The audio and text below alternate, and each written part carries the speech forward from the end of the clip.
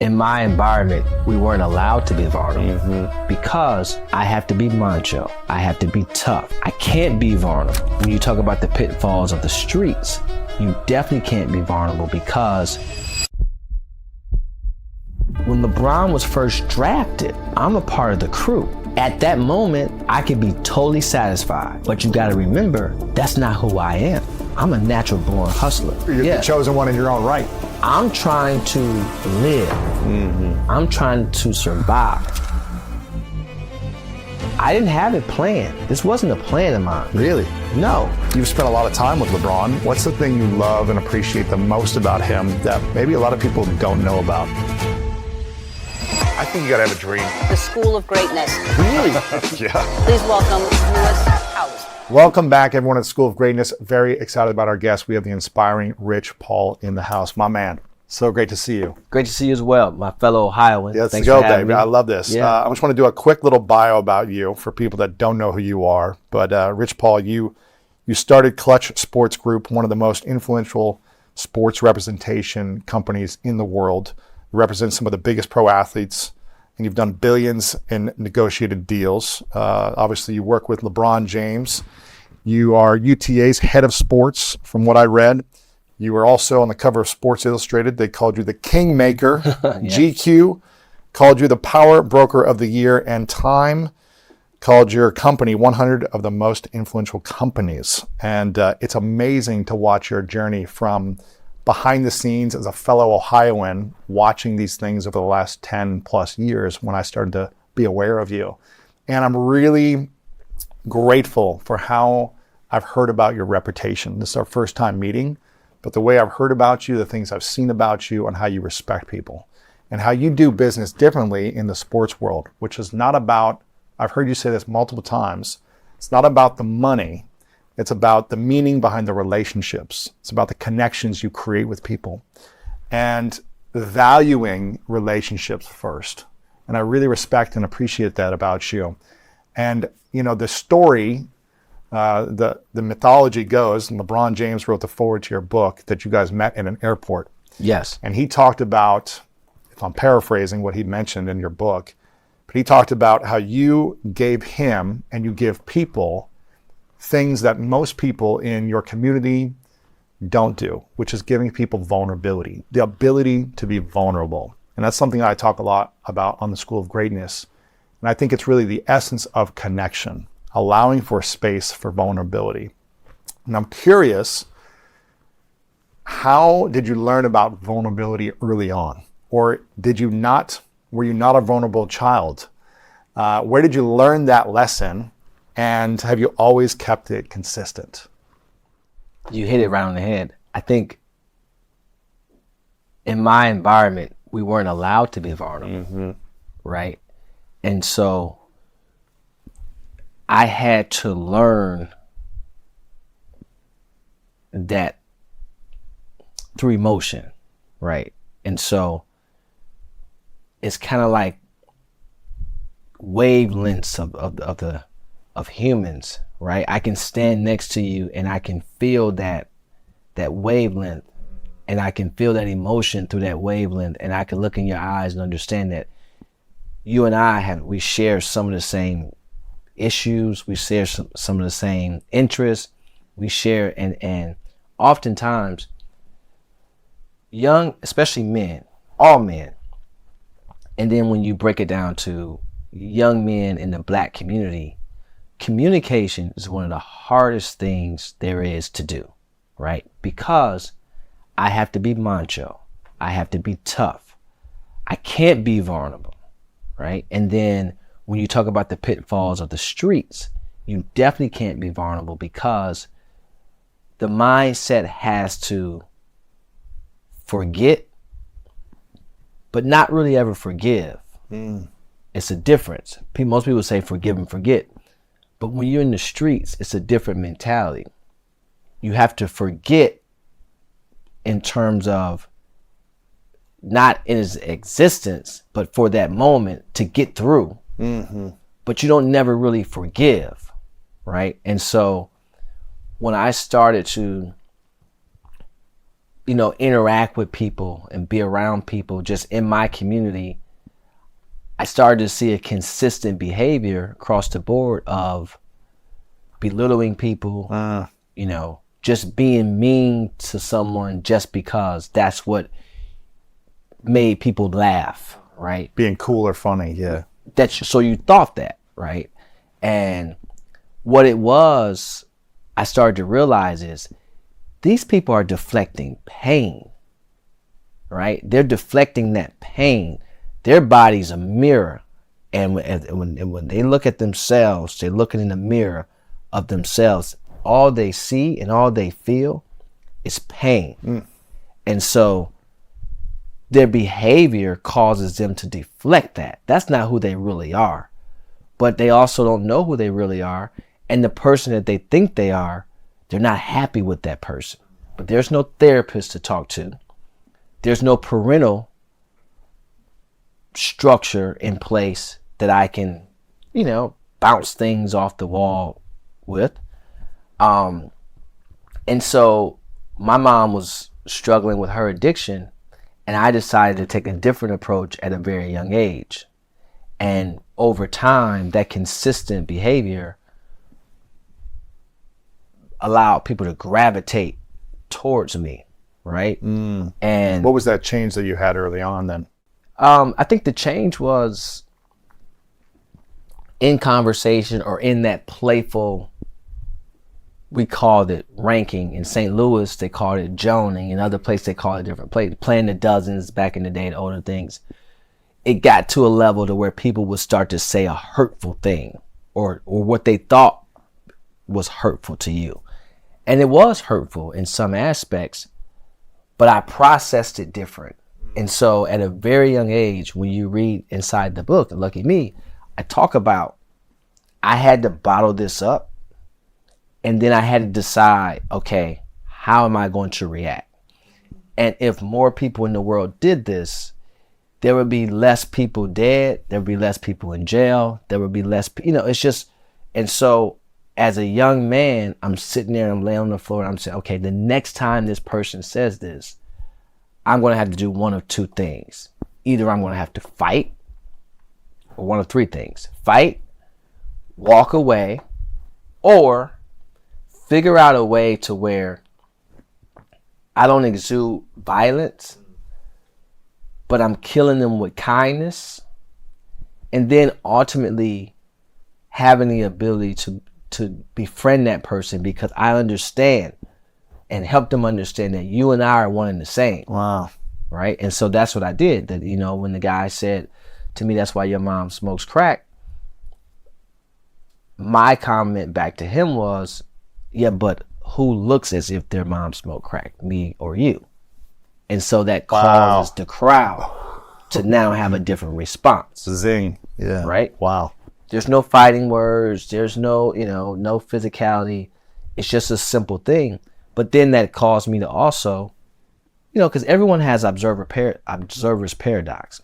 Social media today is observer's paradox at its highest form, right? Kids are reacting based upon a social media response and feels as if I have to kill this person now because they embarrassed me and everybody's seen it. But if me and you get into an altercation and we're the only one that know about the altercation, you have your story, I have mine. No one else seen it. It's only based upon the crowd of people around to where and there's been so many instances like that growing up, and that's inside this book of Lucky Me that I had to navigate through to get to the point that I am today. So this was a learned behavior. Wow. I mean, emotional intelligence, I feel like, is one of the most powerful things that any leader or entrepreneur or agent could have to truly be successful for the long term. Mm-hmm. I've seen a lot of people, make money or build a business or become successful in something, but fall quickly without emotional intelligence. What do you feel like is the biggest skill you've learned in the last decade plus? It's 11 years of Clutch Sports Group now. I think it's 11. In the last decade, what have the biggest skill you've learned to take your leadership skills to the next level, to take your connection to the next level, that has allowed your business to grow so much? I think it starts with not sitting your success. Can't sit there. I think the next thing I would say would be a willing listener, because it's important to listen to the people that's helping you get there. Also, third would be know what you don't know. One of the first things I did was I went and I got a guy who was very helpful to me named Mark Termini. And Mark Termini was an agent prior to, never had the success that I had as an agent, but also focused on something very specific. And the one thing I knew that people would say about me was that I lacked a negotiation experience. Really? Right. And because they would just need something to say. And so that was one of the first things I did. And then I would say, so know what you don't know. And then the fourth thing I would say is be willing to invest in others. What does that look like for you? I have people that's in my company that came off the street, pretty much. You know, they didn't need a resume prior to. I believe in our platform. I believe in our infrastructure. I believe in our brand. I believe in our culture. So anyone that's coming in, the first thing you need to be willing to be is a teammate, a good teammate. You can start there. Everything else, you can be developed, just like a basketball player, just like a football player. You know, if you're a receiver, understanding how to run routes. If you're a basketball player, understanding what you need to work on, coming off a pick and roll, coming off a screen, reading the pick and roll, throwing the pocket pass or seeing the man in the corner. Those different reads, it's the same thing in our business. But if you fall in love with the headlines, if you fall in love with, well, what's in it for me, and this is what most athletes do, and then most people around the athlete, they're not helping them make the best decisions because it's on the basis of what's in it for them. So now in the sports business, you get this pyramid of entitlement, or this infrastructure of entitlement around the athlete, and it stunts their growth. I'm curious about this because I want to make sure I get the story right. So correct me if I'm wrong. But you met LeBron early on at an airport. Yes. In Akron, and then, but you didn't start your agency until 2012.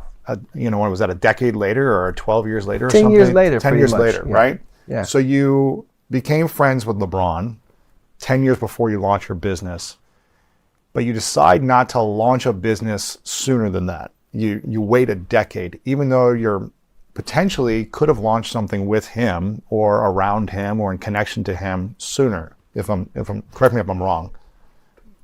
Probably not. Okay. I think if I would have tried to do that then, it would have failed.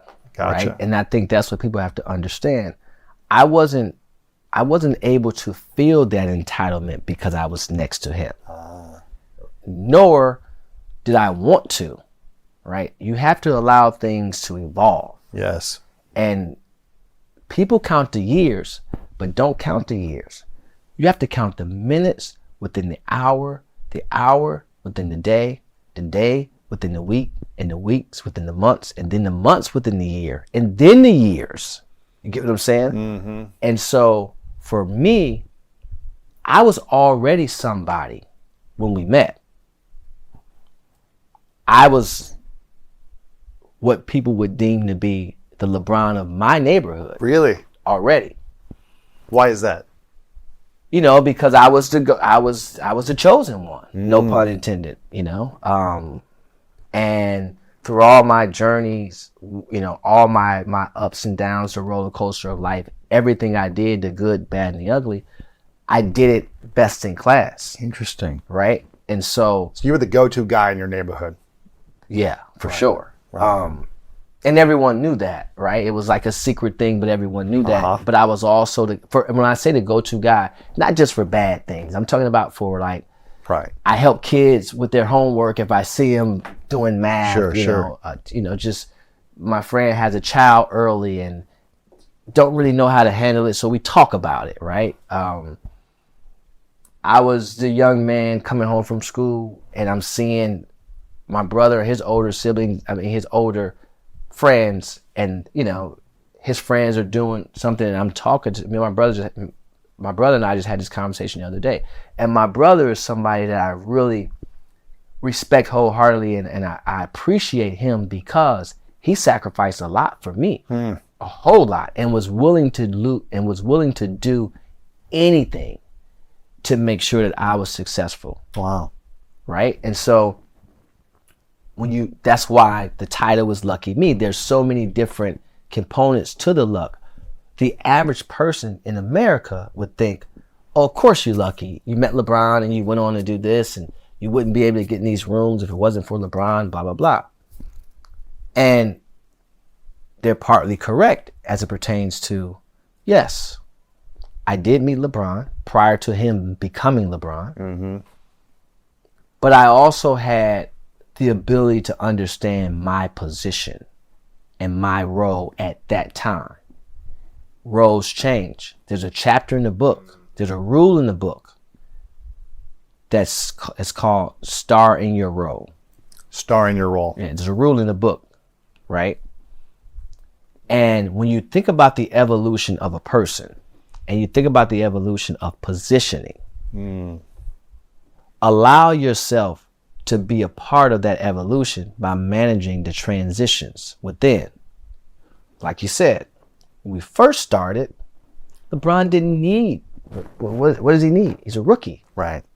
His exact words to me when I was hired is, I have nothing for you to do. Right. I already got my contract. I don't have a title. Yeah. I don't have anything for you to do. And at that time, I wasn't looking to be an agent. You weren't? No. Not at that time. So you're what, 22, 23, yeah.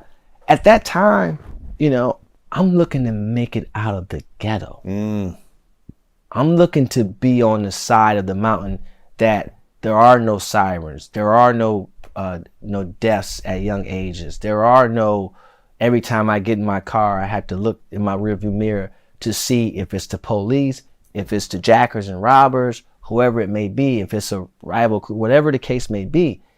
People don't understand how much pressure you grow up under in the black community. And I say black community predominantly, but today it's in these minority, poverty-stricken communities.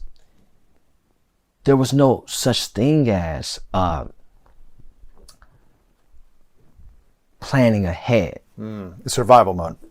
Yeah, and people, and I think sometimes people get it misconstrued because it's like, well, you have a choice. Well, this is the school of greatness, right? But you take this young kid growing up in Cleveland, Ohio, who has the same capabilities of any student at the Stanford Business School, at the Harvard Business School. Now, I said capabilities, but the opportunities aren't there. Mm-hmm. And that's the difference. My brain works just as good as anybody's in the world. But if I'm sitting in sanitation, then how do you expect me to evolve? Mm-hmm. Because I'm dealing with two things. I'm dealing with the lack thereof opportunity and the lack thereof discovery to even obtain an opportunity. Right. So this is some deep stuff if you want to get into it. And so when you read the book, these are all the things I'm explaining to you. Despite all of this, I've been able to land across from Lewis, right? And we're having this conversation. But when LeBron was first drafted, I'm a part of the crew, right? At that moment, I could be totally satisfied. I get to hang, we're going here, we're going there. It's this, it's that, it's bright lights, things is popping, so on and so forth. But you got to remember, that's not who I am. Right. And you'll see from the first chapter, I'm a natural born hustler. Right. You weren't just trying to latch on or just hang out and just get Latch nowhere. Yeah, you were trying to. You're Yeah. the chosen one in your own right. I'm trying to live. I'm trying to survive. Like you said, you sold your company. You had enough money to last you a couple of years. Well, I also had enough money to last me a couple of years. And then some. Based upon my lifestyle at that moment. The thing I was able to give him was, like he said, we would have these conversations. And through my dialogue, he understood that I understood him, and there was no judgment. Wow. Yeah, and at the time, I mean, growing up in Ohio, you know, LeBron was well known in Ohio. I think at 14 or 15 at that point. yeah, you know, he was in Ohio, but then it was like 16. It was like, Really took oh, another turn. nationally. Right, It was like, okay, exactly. now he's starting. Who's this high school kid? Or people to show up to this game now? Yeah. Oh, it's on TV. Yeah. So I remember growing up being like, oh, LeBron, because it was Maurice Claret, you know, Well, and then LeBron, right? well, if you really think about it, and if you talk to Maurice Claret, I used to talk to Maurice Claret when he was incarcerated. I would send Maurice Claret money to his girl that he had called me when he was incarcerated. Maurice Claret was a great guy. I went down to Maurice Claret's mom's house. She had a townhouse down in Columbus. When that happened to Reese, it was just upsetting. Yeah. But you got to remember, think about the pressure. He is trying to align himself with LeBron because LeBron can go right out of high school. Why can't I do? Why do I have to play here for? You understand what I'm saying? And in a lot of ways, he was not wrong. In a lot of ways, he was not wrong. But at the same time, here's where that understanding, and there was no social media back then. Right. It was very little player empowerment. No NIL back then. No NIL back then. Everyone's monetizing off of him except for him. Exactly. And so now you have this frustrated young man, and rightfully so. Now, we understand why the limit is what it is. I actually think it should be a year less, but we understand it because of the physicality of the game and things like that. But that's not the only reason. Now there's NIL, so you can, you To develop more, make money, and in college a little more. Yeah, but we have to fix that too. Yeah. Because NIL is broken, right? It's fixed on the front end, but it's broken on the back end. Right. And so, But it was only LeBron and I mean, they were both from Ohio. I mean, it was unbelievable. And It was then an unbelievable time in sports. It was unreal. Yeah. I remember being so proud of being from Ohio. And was an unbelievable time Big in Ohio sports. State fan, and just like, this is Yeah, amazing. we're huge Ohio State fans. Huge, man. Huge, It's like I was at the Michigan Ohio State game last year. It was so sad to watch them lose. But seeing Maurice and then LeBron like take over the country was so inspiring to watch. And I can only imagine the Imagine if amount we of had social media. Oh my gosh. But I can only imagine the pressure both those guys had. A ton at of pressure. 16, 17, 19. A ton of pressure. And trying to break all these rules, and I mean, in a good way, breaking the different rules of sports and business and all these things, trying to do new things, trying to build their brands in certain ways, but just the pressure of everyone wanting something from them and everyone trying to put them in a box at the same time, all these different things. But you were able to be there for LeBron, and it sounds like Maurice, I didn't know this, as well, in ways that others weren't. You were able to give, console, you're able to be vulnerable with them, is what it sounds like to me. Yeah. And again, I think that when you look at the dynamic, we all were pretty mild-mannered, right? We were all raised a certain way. Whether it didn't matter what we didn't have, we were raised a certain way. So that foundation as a human being and its character mattered. Yes. So when we started to push forward, I think the one thing that he knew was, I don't have anybody around me that's going to make a decision for them. I mean, he's seen it. It's very clear. And the one thing that I knew was, this isn't my brother. This isn't my, it's just like when I was in my neighborhood, you get, whether you're in the streets doing what you do, whether you're running with people that that can cost you your life or freedom, etc., get one time. And for me, it was the same thing. Like, I had zero entitlement. And so I also had zero ego, because I know who I am and I know what my capabilities are. So I don't mind doing the grunt work. What people would think would be the grunt work. It's not really grunt work, though. It's what shapes you and molds you. I worked in my dad's store from 6 a.m., starting at 6 a.m. My dad never took a holiday. There was no such thing as Thanksgiving and Christmas and the stores closed. And it's like, you got to make money. We're open 24/7, 365, rain, sleet, hell, or snow. School's out, we're open. It's a blizzard, we're open. It's like all those things. And so watching, I had the best example in front of me. Hence why I'm so lucky. I learned math and marketing from cash register and products within the store and how people bought it. I learned customer service, dealing with people. I'm dealing with all types of people. Older men and women, younger men and women, drunks, drug addicts, to, people who work in jobs, teachers, mechanics, everything. And so I had this world around me, and I'm this young kid that my dad has thrown into the fire with an expectation of, what to do and what not to do. And that's how we live. Wow. And so I didn't grow up in a world where my dad had to say something more than once. You heard it, you did it. You heard it, you did it. Yeah. Hey, be back here at such time. There was no iPhone. There was no FaceTime. Yeah, but you're on time. Yeah, you're there.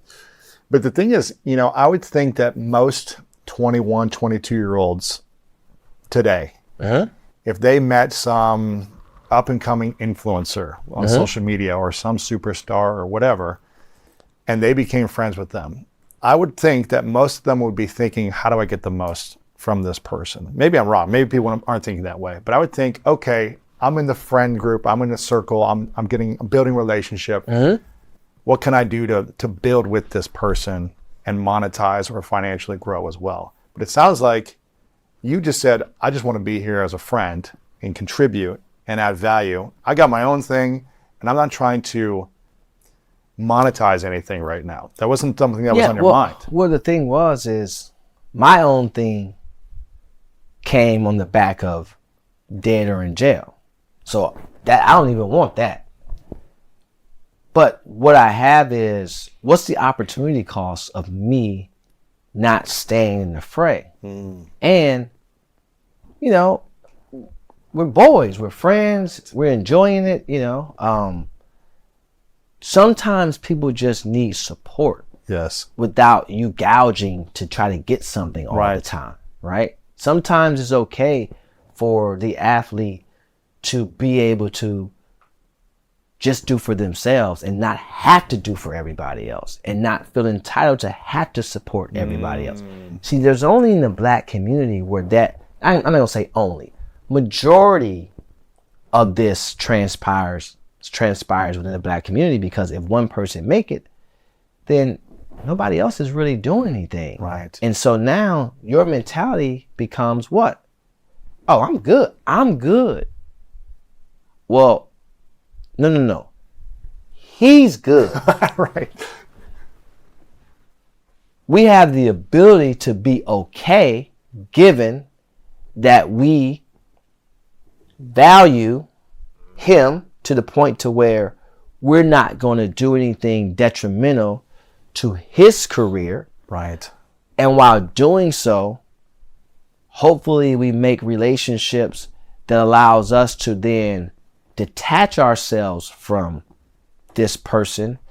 And no, I'm not going to get rich, but what I am going to do is get in position. And if I can get in position and I value that position, then I can manage the transition. Wow. And if I manage that transition and I'm able to evolve, then I can do what? Become repositioned. Interesting. And that's how my mind worked. My mind didn't work. Let me jump in front and let me show my song and dance. That's not what I'm into. And the only reason why I was able to think that way is because of the assembly line that I was raised up on. The average person can't get here and think that way. It just doesn't work like that. Right. And even today, right now, today, I talk to young men and women all the time. I talk to young people trying to start companies and next to athletes. And you know what they're saying consistently? The bag, the bag, the bag. It's all about the bag, the bag. Well, there's a lot of bags with a hole in the bottom of it. Right? And your guy that you're standing next to is only going to be able to do what they do for the next 10 to 12 years max. You got to hope they last that long. Very few is going to get to year 21. You can forget that. Right. And so very few make it past 2 or 3 years. This is my point. And so what I try to explain to them is, no, you're looking at this all wrong. Don't use your position next to the player to gouge and get the most for you. Use your position next to the player to evaluate and understand where you can fit in. And when you get there, then try to continue to add value so that you can stay there. Man, this is the most important thing I think people need to hear right now. And it's about starring in your role. You have to star in it. And man. your role may evolve over time and whatever position. It will evolve over time. And it, yeah. But if I'm a role player and I jump out and I try to, the coach didn't call the play. You come out the huddle and you doing your thing. That's not what the coach drew up. Right. Right? You have to understand the importance of executing out of a timeout. That is what separates great coaches from good coaches from bad coaches. It's not the full 48 minutes of the game because half the time they're not even coaching. Right. When you have the top talent. But what do you do after a timeout? It's the same way in life. If I see something transpire, right, let me go in, readjust, draw up a different play, and then I come out of that timeout. It's important for me to execute. Right. That's in a relationship. That's in a personal or business. That's in planning. That's in anything you do in life. But these young people today, between social media and the bag, they're caught in no man's land. Yeah. And you know what happened when you caught no man's land? What happened? It's a backdoor cut and a layup. Yeah. Yeah.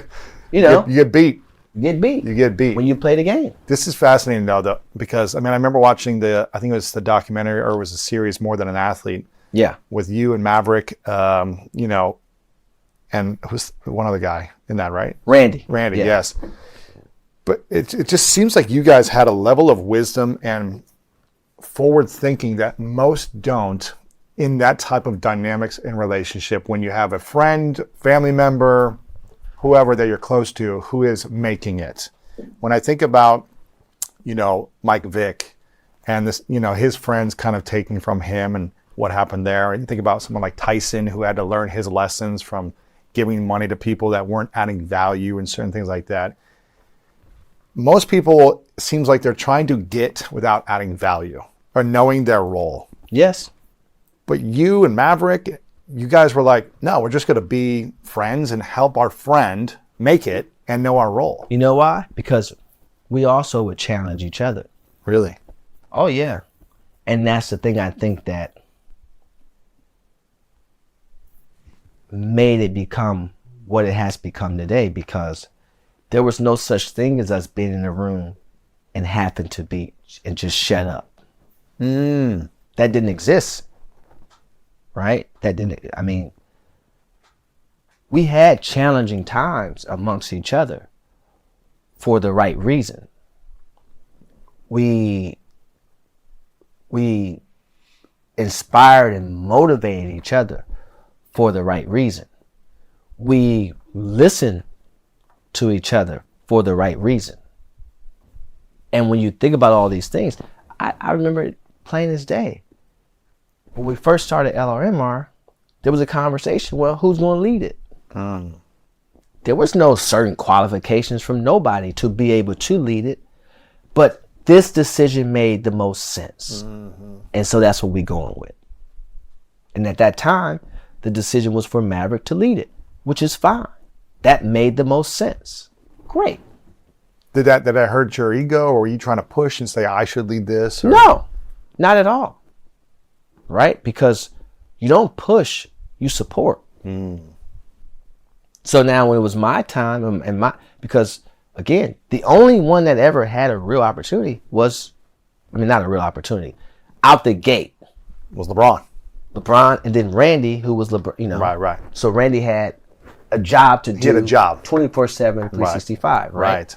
And you guys didn't have jobs from LeBron. He was like, no. You're my boys. Yeah. Well, hang. I want you guys to hang out with me. But that also didn't feel good for us either. Because you're like, we don't want to just hang out and not we wanted contribute. we wanted to make sure that we came up with things to where LeBron supported, but we didn't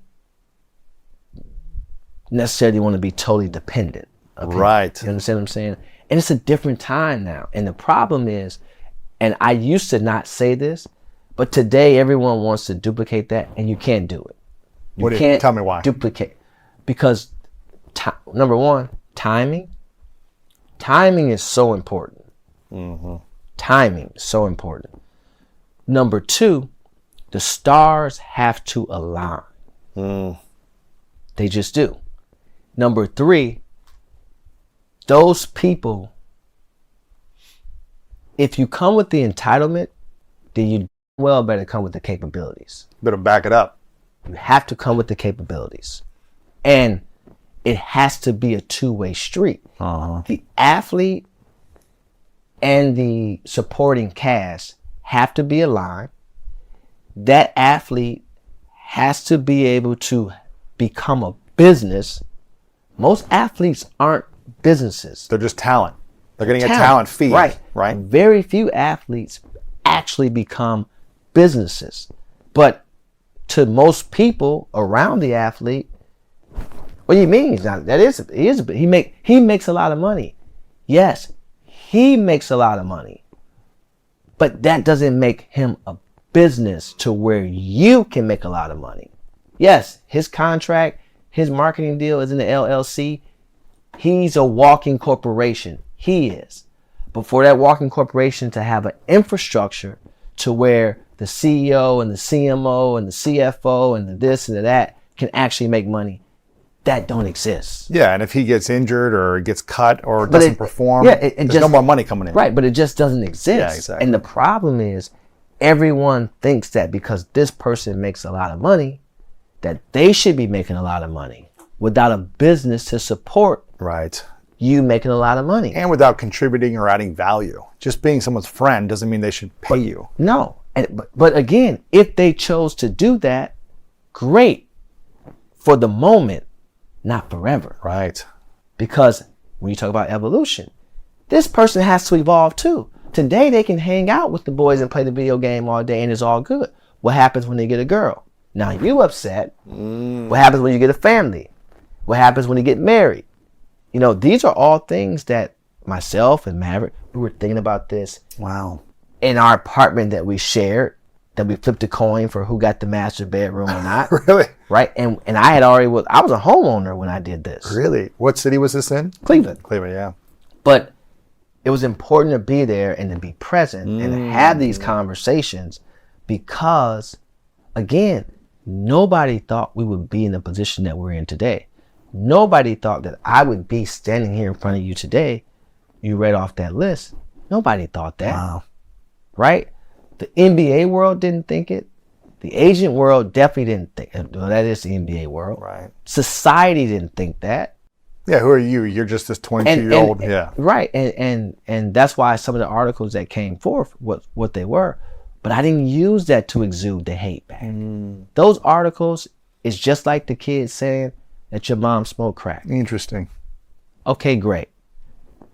I'll digest that, and we move on.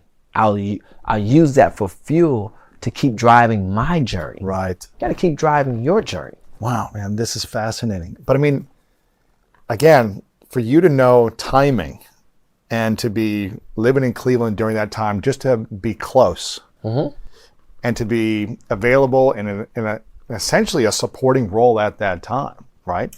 A supporting role, but not scared to speak the truth. Wow. See, Did you ever get pushback? yeah, but there was no such thing as being late to something.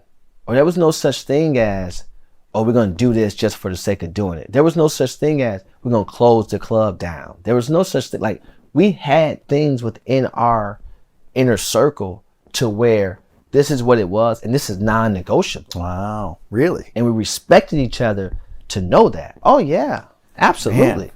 So you guys really thought about this like a business, even though it wasn't at that time. It sounds like we got to show up on time. We got to make sure we're being responsible. We're going to be. And everybody followed the lead. When you think about it, when you think about the impact and influence that not just us, that LeBron, but also us has had on that's the entire ecosystem of sport.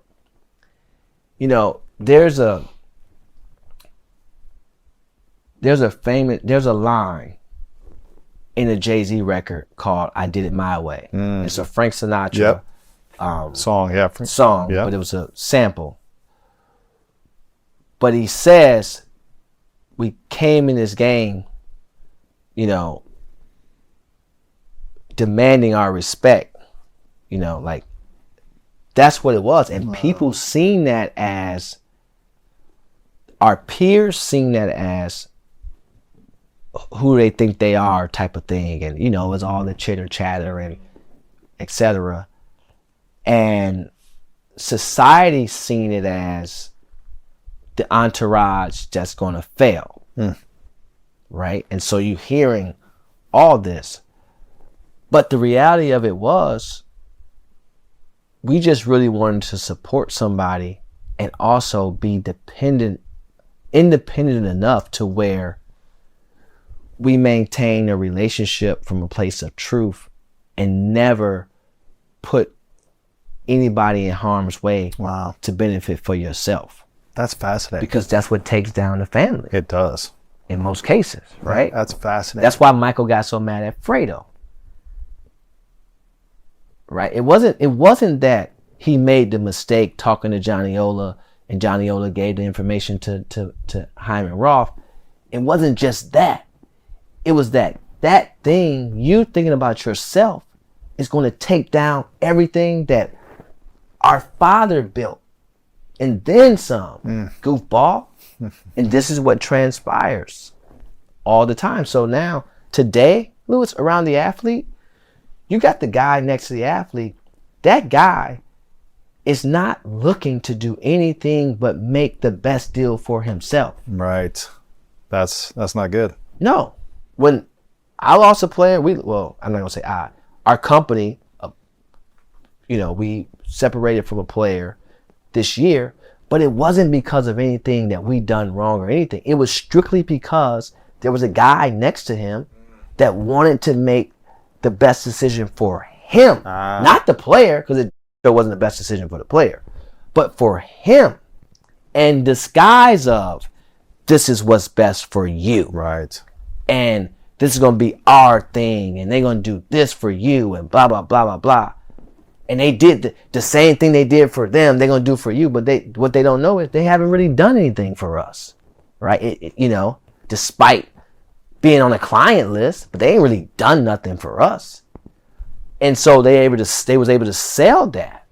And quite naturally, when there's not, I can't sit here and say there was just great relationship, because it was kind of inherited, but that's the mentality. Right. Versus that person coming saying, hey, this is how we envision things. We're willing to listen and hear the truth, because coming from somebody who built it and done it.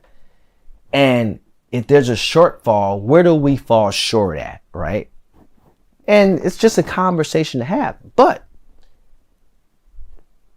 that never works when that person wants to be you. See, that's a whole nother element that people don't understand, that lies under the belly of the beast. Right.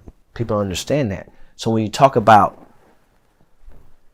you know, just business and the school of greatness and all these different things, you cannot have that without collaboration. Yes. And without communication, right? You cannot have that without a willingness to check your ego at the door, whether you're the talent or the person entitled to the talent or next to the talent. That's very important. And this whole, you know what we deal with? We deal with there's a master's, or there's a course called outdoing.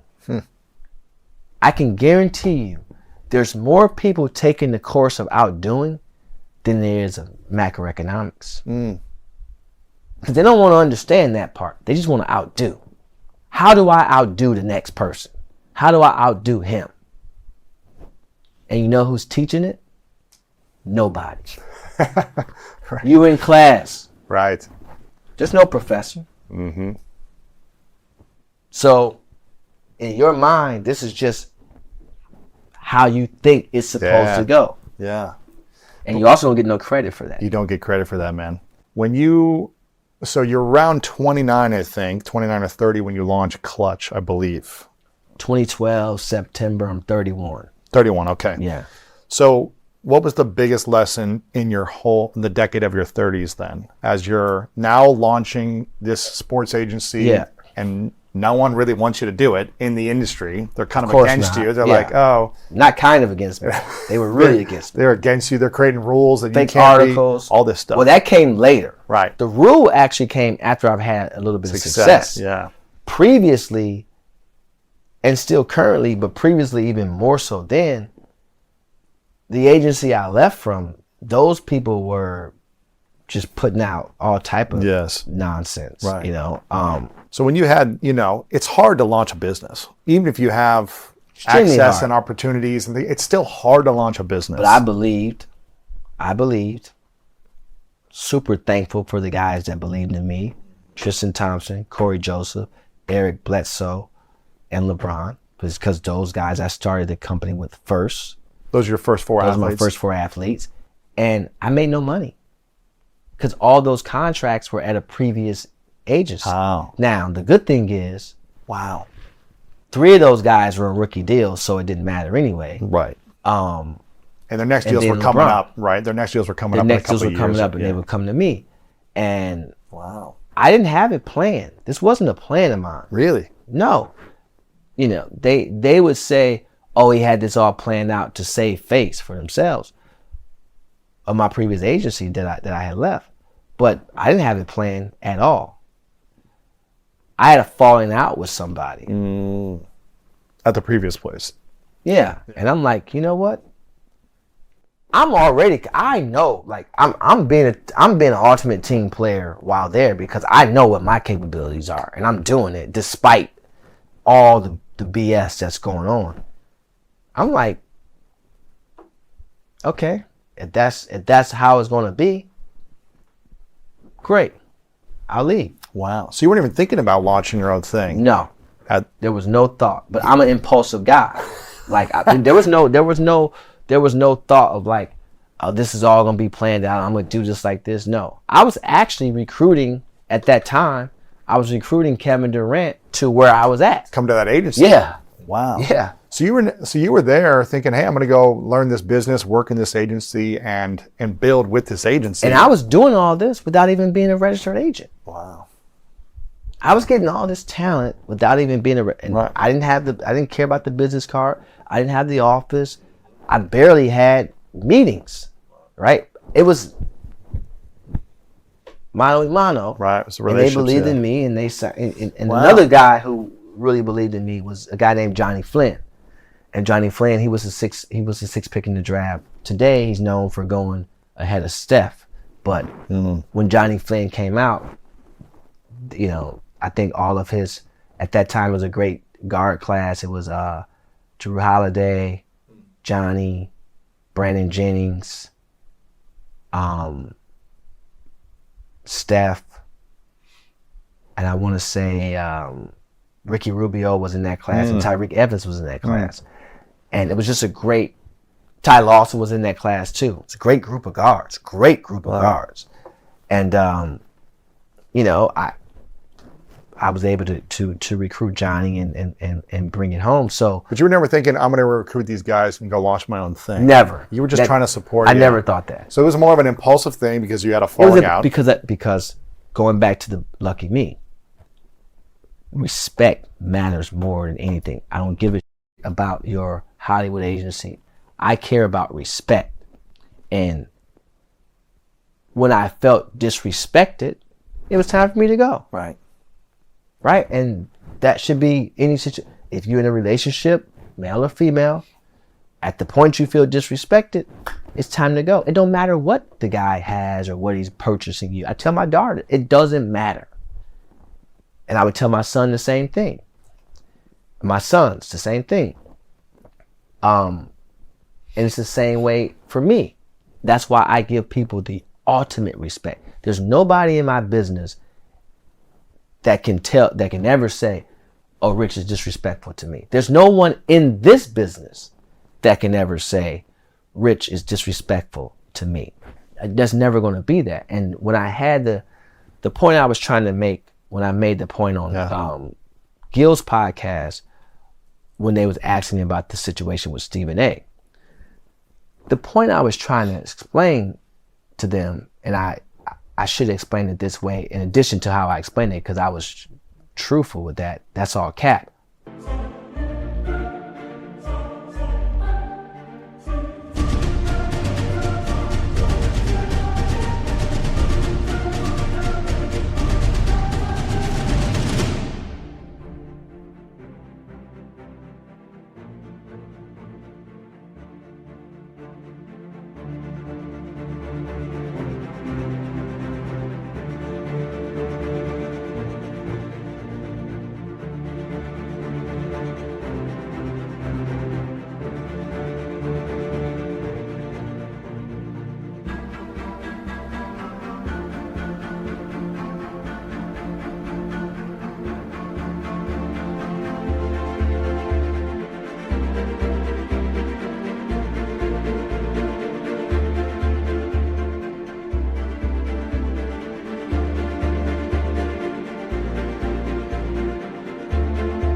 But what I'm saying is, it's cap because of, when you read Lucky Me, the one thing you're going to take away from it is, I dealt with an environment that every day, this energy that existed, man, that's a different type of energy.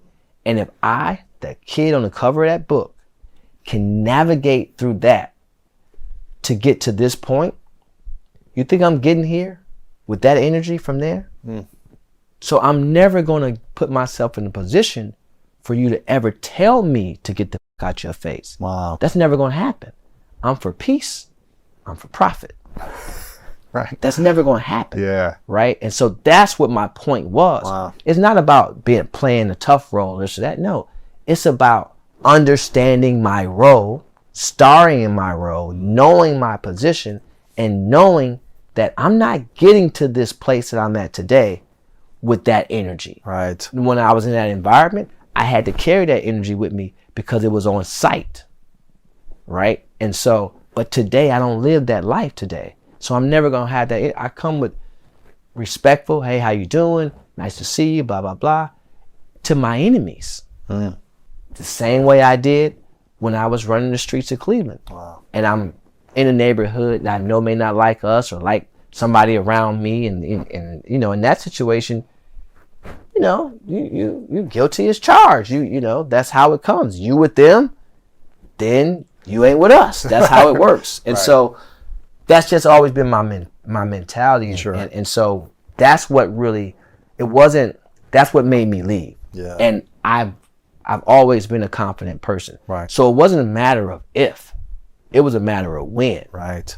But when you left And you weren't. You knew you had 4 guys, but you weren't making any money for it. No. It sounds like a year or 2. Yes. So, how did you have the faith that, hey, this is going to work out, even though I'm not bringing in a lot right now? And because I was able to, I made something out of nothing. The same faith you have when you haven't seen your mother in 6 months. That faith is built within. That same faith you have when you have to, it's dark outside and you don't know who's coming down the street in that black hoodie and you have to know someone's silhouette. That's the difference between you being here today and going tomorrow. How I grew up. Or that's the worst case scenario. The best case scenario is your pocket has rabbit ears. You know what I'm saying? And so that's why I'm so lucky. yeah, You know, and most people would think I'm talking about, you have to read it to understand it. And when you read this book, because I know you're going to read it, when you do read it, you're going to call me and you're going to say, Rich, I get it now. And so everything I've ever done in life is based upon principle. And that's why when I was able to get around LeBron, everything was about principle for me. I didn't need nothing per se, but what he gave me, and that was an opportunity. Which, going back to how we started this conversation, when you're sitting in sanitation, you don't get that. It just so happened that he was also in sanitation too.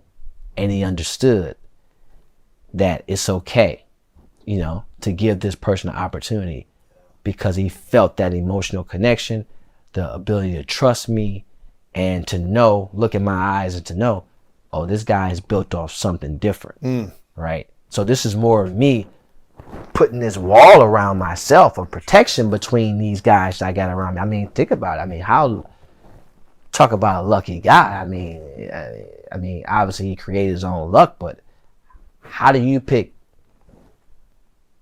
Rich and Maverick? yeah. That's, I mean, Well, what you that's guys pretty have done, great. yeah, it's amazing. And Randy doesn't get the accolades, but it don't happen without him. He holds it all together. It can't be us without him. Exactly. Right? And so our ability to be one and to be separate. Like I have my own separate business. Maverick has his own separate business. You know, LeBron is a player. Randy works with LeBron every day on his stuff, and we collaborate on things that we can and things that we can't, we don't. And I'm not always in something that they do, and they're not always in something that I do. But that's the maturity amongst us all. Right. We've grown to that place in our lives to where it's okay. And we understand business more now than ever before. Wow. Yeah. And so Clutch was a thing in which it was very impulsive. I believed in it. You got, you know, Jay-Z left an amazing review on the back What'd of he your book. say? He said, one of the greatest stories of growing up in America's ghettos and overcoming adversity is what Jay-Z said on the back of your book, Lucky Me. I'm curious, you've built a relationship with Jay-Z. What's the biggest lesson he's taught you? Jay, I mean, again, I think he's one of the better examples of someone who continued to evolve and manage to transition and reposition himself. Right. And Jay's birthday is December 4th. Mine is December 16th. We're both Sages and we both come from similar backgrounds. And similar to LeBron and I, Jay and I have a different relationship, but where we share the same journeys. Different times, same journey. We align, same principles, same morals. We call it a G code. It's just certain things that, despite what, you got to stand on that business. You have to stand on that decision. You have to hold yourself accountable. And I think it's important that we continue to collaborate with each other, unite with each other. Like, I didn't have to do this book with Rock Lit. Right. I was actually down the road with a totally different company. Right. I didn't know that Jay was launching this arm. I happened to see it on Twitter. And I called him. And I said, yo, I just saw something. He's like, yeah. I was like, well, I'm doing a book. He's like, no, I didn't know you was doing a book. And I said to him,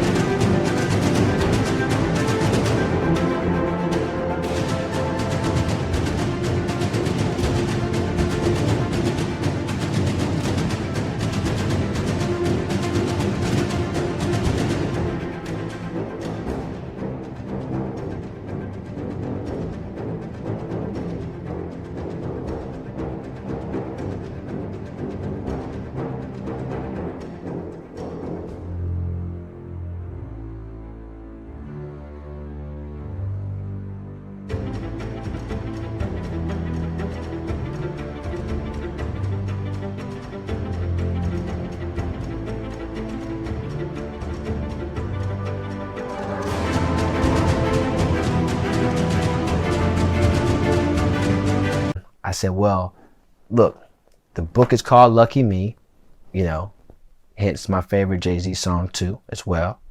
I said, it's my favorite Jay-Z song because it's something that hit home to me from the beginning to end. If you listen to that song, you'll understand it. The hook is powerful, and the third verse is forget about it. But what I said to him was, but I'm down the road, this deal, here's where the deal is at. I'm more than willing to do the deal with you, but you have to be able to match the deal. Right. Now, think about that. We're friends. We're brothers. He said, let me call you right back. Call me back. It's done. There you go. Right? But that respect for each other. Simple. My respect for him, because I don't want my book to come out on a publishing company.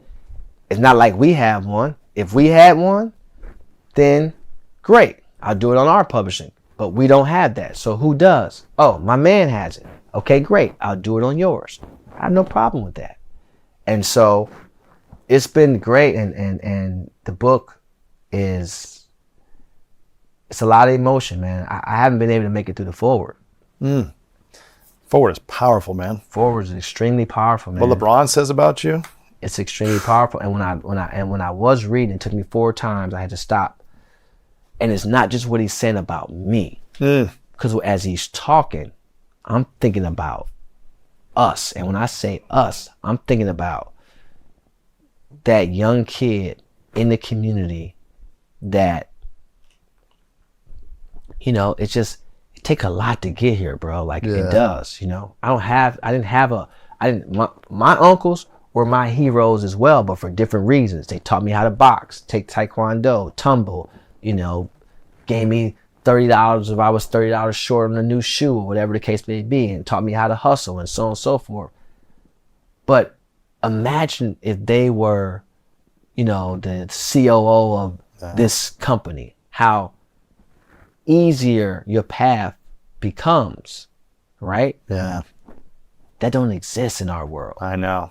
And not just in my world. Yeah. Nowhere. Right.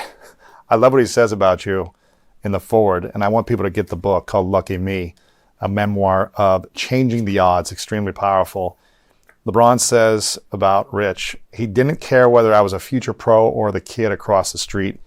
He just knew I needed help, and he gave me what I needed the most, the space to be vulnerable. And that is a beautiful thing. I'm curious, what is the thing you've spent a lot of time with LeBron, from before he was pro to where he's at now and everything in between. What's the thing you love and appreciate the most about him that maybe a lot of people don't know about? I think the thing I love and appreciate most about LeBron is his willingness and his ability to empower. You know, because let's be frank, like, you don't have to. You know, everyone was telling him, why would you do that? Even the people that we put in position that never would have been in that position if it wasn't for us, we allowed them to play a role. They wasn't going to be his agent. We gave them that. Right. You understand what I'm saying? And so then for you to turn around and have the audacity to ask him, why would he, after giving something yourself, that just shows you about us as a whole. America. Like, this is crazy. Right? And despite all of that, and again, it's so hard, right? And they were just hoping that we fail, because if we fail, then forget anybody else trying to do it. If we fail, it's not even a thought for the other athletes. The only reason why today other athletes even consider is because of us. Right. Which is great. But the likeliness is very unlikely due to all these different things. But that doesn't mean you don't have to duplicate it, but you can take a page out of the book and do it. Maybe you collaborate with somebody and you know, like, there's more than one way to skin a cat, is what I've been trying to explain to everyone. Yeah. Right? You don't necessarily, I wish I could make the next Instagram. Right. I probably won't. But You know, like when you talk about duplicating things, you don't think I want to duplicate the model that Coca-Cola had, or Right. how about Microsoft Windows? You want to duplicate that? We can duplicate that. You know, it's all these different things that I wish I could duplicate. Sure. And it's okay that I can't, but at the same time, it's okay to take a page. Yeah. And for me, and we'll end it here, if people can just take a page out of this book and apply it to their everyday life, and if that helps them not take a step forward, take an inch of a step forward in life, Yeah, man. I'll be so happy. Man, I've so happy. I've got 2 final questions, but I want Okay. people to get the book. It's called Lucky Me. Make sure you guys get this. A lot of wisdom, a lot of lessons, and incredible stories about how you've overcome so much, and to get inside the mind of one of the most powerful business leaders in sports today. To learn about the lessons is extremely valuable. So I want people to get this book. Before I ask the 2 final questions, I want to acknowledge you, Rich, for everything you've done, everything you've overcome, and the value system that you've had your entire life, and how you continue to show up for people in relationship to serve them. Not always thinking about you and what you can get from the relationship. So I really want to acknowledge you for that, because I just think so many people try to get quickly, and you really did everything you talk about in this book and you talked about today, which is, I was a star in my role, then I learned, then I repositioned, then I set myself up for the next thing, and it's really cool what you've done. So Thank I you. acknowledge you. Appreciate that. I love Thank you. seeing people, from Ohio crushing it and making a big OH, impact. baby. Let's OH. go. I love this. So I want to acknowledge you for that. These 2 questions, I'll keep them quick. This is a question I ask everyone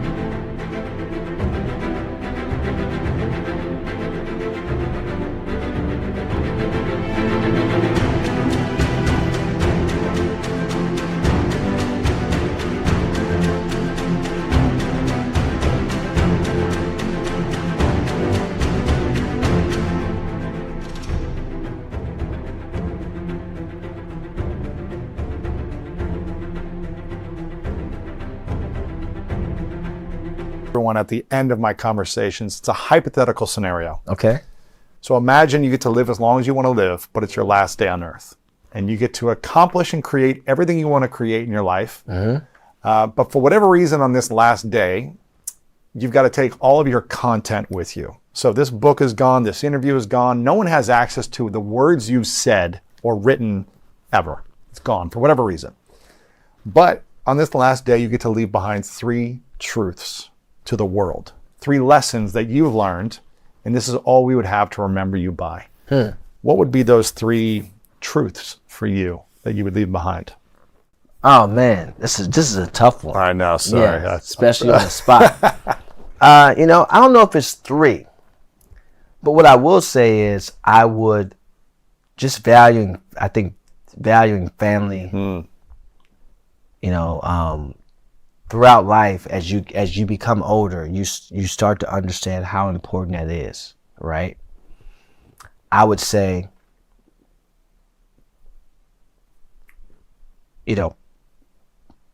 just pouring out and really, really, really making a huge investment in others. Really making a huge investment in others.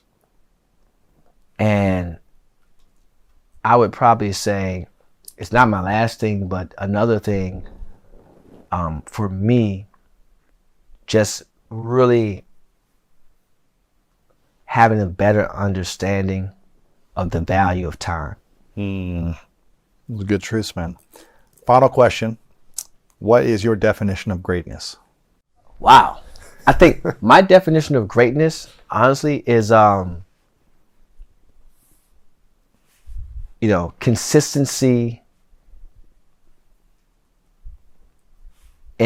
consistency and development of habits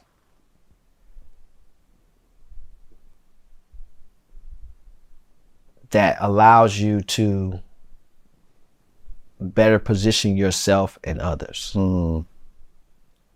Because I just think it's hard to be great without having consistent habits. And I think people put, oh, I'm great because I did these things and because I got this accolade. Yeah. But they never talk about what allowed them to be great at its core. And when you go back to every great person, whether it was an inventor, an athlete, I think it starts with their, just that consistency of habits. Yes. It's very important, right? Yeah. And I don't know anyone great at doing anything that doesn't have the consistency of habits. Amen, man. Lucky me, Rich Lucky Paul. me, baby. Thanks yes, for being sir. here, brother. Appreciate Thank you, man. And that's why I say, the new rich is peace. It is, because, you can have $1 billion, like my uncle used to say, you can put somebody in a Rolls Royce, he's still gonna have the same problems. He's gonna have those problems in a Rolls Royce. And I think once you become into this place where you just at peace with who you are and who you're becoming, and like I said,